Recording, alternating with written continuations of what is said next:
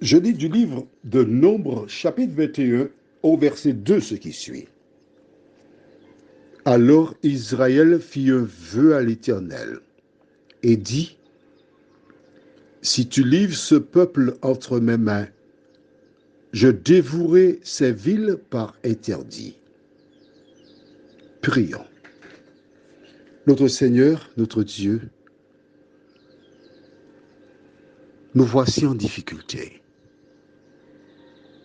Exactement comme ce peuple qui se rendait vers la terre promise. Face à cette attaque, ils firent un vœu à l'Éternel. Aide-nous à analyser leurs pratiques, à nous en inspirer. Nous t'en prions au nom de Jésus. Amen. Voici des personnes qu'ils ne connaissent pas,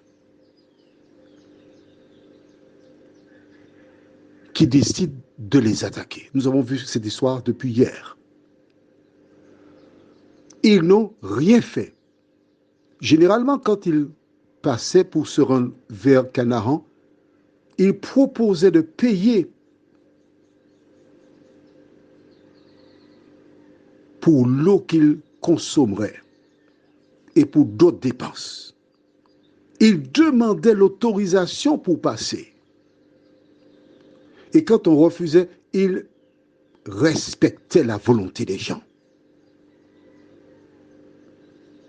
Mais ce n'était pas suffisant. L'ennemi a placé une haine contre eux. Et nous avons vu hier pourquoi. Parce que le Messie doit naître, il ne faut pas qu'il naisse. Tu habites quelque part? Tu dis être chrétien? L'ennemi s'organisera pour mettre la pagaille chez toi, afin que tu donnes un mauvais témoignage aux voisins. C'est ça son objectif. Il est content.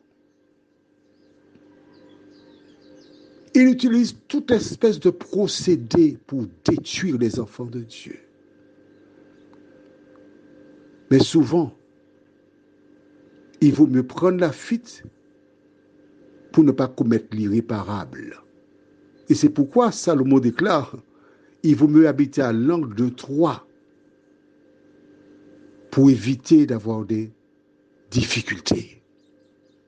Mais là, il n'avait pas le choix. Que faire par rapport à ces personnes qui nous cherchent querelle?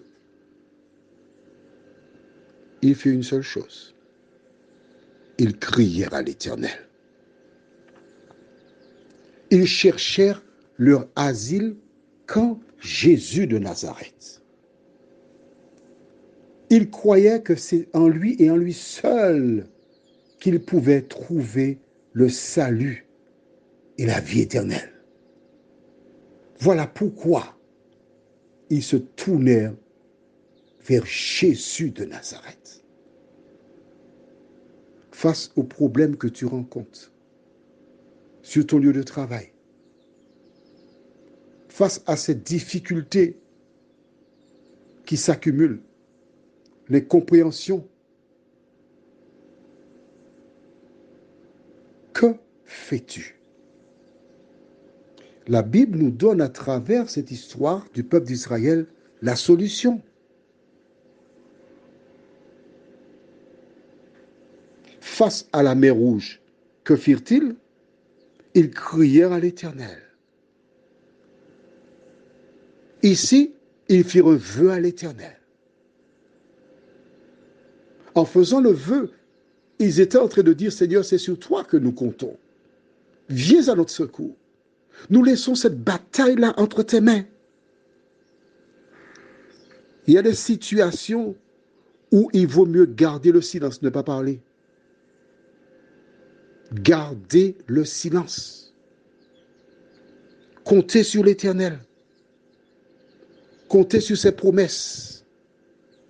Comptez sur sa protection. Se tourner vers lui, la source de la vie. Prions. Seigneur,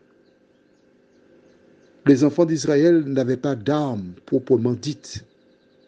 En chemin, ils essayèrent de faire certaines petites choses. Mais ces peuples établis avaient des épées, des lances, des boucliers et autres armes contemporaines. Tes enfants étaient une proie facile pour les ennemis, qui cherchaient à les faire douter. L'objectif avoué, c'était qu'ils retournent en Égypte.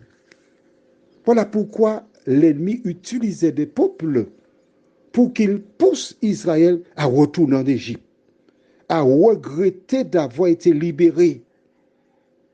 Seigneur, ils sont nombreux, celles et ceux qui ont laissé le péché, qui cheminent vers l'éternité et qui ont encore à la pensée des goûts, des pratiques